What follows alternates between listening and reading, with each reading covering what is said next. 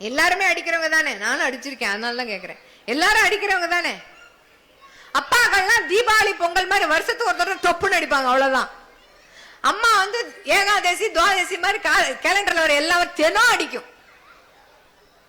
அடிக்கிற அம்மாக்கள் தானே? சரி, அடுத்த கேள்வி கேட்கிறேன். எத்தனை அம்மாக்கள் அடிச்சதுக்கு அப்புறம் குழந்தை தூங்கும் போது பக்கத்துல உட்காந்து அழுகிற அம்மாக்கள்? அழவே மாட்டேங்குது ஒரு அம்மா. அழுவோமா மாட்டோமா? அழுவோம்னா தேம்பி அழுவானா? வேதனைப்படுவோமா மாட்டோமா? குழந்தை தூங்கினதுக்கு அப்புறம் சத்தியம் பண்ணுவோம், நாலுல இருந்து ஒன்னு அடிக்கவே மாட்டாக்கண்ணா. அவ தூங்குறத பார்த்தா பாவமா இருக்கு. பாவம், அதை அடிச்சுட்டேன், அடிக்கவே கூடாது. அதை கண்ணை முழிக்கும் போதே வாழை சுருட்டின வாழை நீட்டிட்டே முழிக்கும் போது கோவம் வந்துடும். போட்ட சபதம் அத்தனையும் மறந்து போயிடும். இது ஒரே ஒரு சின்ன உளவியல் தாம்மா.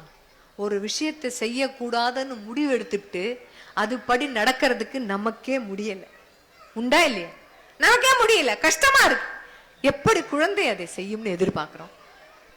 இந்த வருஷம் நீ எப்படி தெரியுமா சொல்லி வளர்க்குறாங்க? பாப்பா இப்ப நீ கேஜி கிடையாது, ஸ்டாண்டர்ட் கிளாஸ்.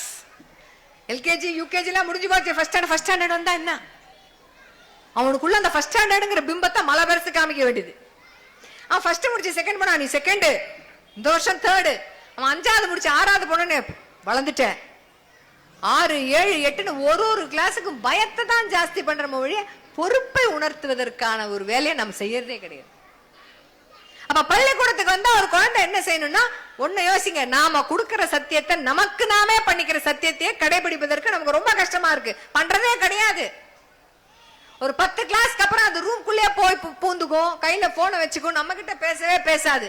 அப்ப என்ன தோணும்னா, இந்த பிள்ளை வெடுக்குன்னு வளர்ந்துட்டான்ல, அவனை கொஞ்சின காலெல்லாம் டப்புன்னு போயிடுச்சு, டப்புன்னு வளர்ந்துட்டான், மீசம் மலிச்சு போச்சு, குரல்லாம் உடஞ்சு போச்சு, அவ்வளவுதானா, இனிமே அவனை கொஞ்ச முடியாதா, அவன் பேச மாட்டானான்னு ஏங்குவான் தெரியுமா? அப்படி ஏங்காம இருக்கணும்னா இதுதான் பருவம்.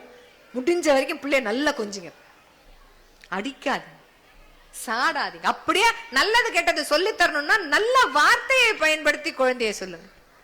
அப்பதான் அது தூங்கும் போது நாம அழாம இருக்கலாம். அந்த குற்ற உணர்வு ரொம்ப கஷ்டமா இருக்கும் தெரியுமா?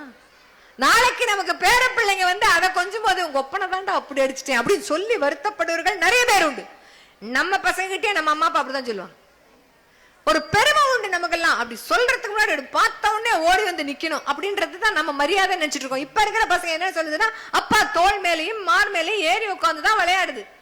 ஜெனரேஷன் மாறி போச்சு. அது வளர்ப்பு எப்படி இருந்தாலும் சரி, மனம் விட்டு பேசுவதற்கான சூழலை மட்டும் ஏற்படுத்தி கொடுங்க. ஏன் சொல்றேன்னா, திருப்பி திருப்பி இந்த ஒரே பாயிண்டை அழுத்தி அழுத்தி சொல்றேன்னா, அதுதான் நிறைய வீடுகளில் நடப்பதே கிடையாது.